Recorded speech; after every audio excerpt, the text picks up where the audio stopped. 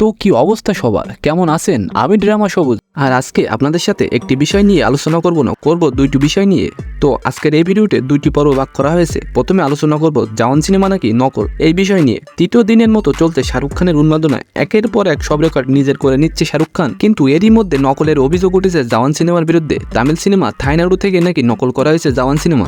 বিস্তারিত একটু পরেই বলছি। আজকের ভিডিও 2 নম্বরে বিষয়টি নিয়ে আলোচনা করব। আপনি যদি বাংলাদেশি হয়ে থাকেন তাহলে অবশ্যই দেখবেন। জওয়ান মুক্তির দিন 7ই সেপ্টেম্বর সামাজিক যোগাযোগ মাধ্যম টুইটারে 1989 সালে মুক্তি পাওয়া তামিল সিনেমা থাইনাড়ুর পোস্টার শেয়ার করে একজন ব্যবহারকারী ক্যাপশনে লিখেন জওয়ান সিনেমার অরিজিনাল ভার্সন। তার অভিযোগ থাইনাড়ু সিনেমা অনুসরণ করে সিনেমা নির্মাণ করেছেন অ্যাটলি কুমার। তো এখন আলোচনা করব 2 নম্বর বিষয়টি নিয়ে, আর সেটি হলো বাংলাদেশের চট্টগ্রামকে ধন্যবাদ জানালেন কিং খান শাহরুখ। কিন্তু কেন চট্টগ্রামবাসীকে ধন্যবাদ দিলেন শাহরুখ? সম্প্রতি বাংলাদেশের প্রেক্ষাগৃহে মুক্তি পেয়েছে জওয়ান, আর জওয়ানের জোয়ারে ভাসছে চট্টগ্রামের শাহরুখ ভক্তরা। জওয়ান সিনেমা দেখতে চট্টগ্রামের Shahrukh Khan universe fan club বিশেষ করে প্রস্তুতি হাতে নেয়।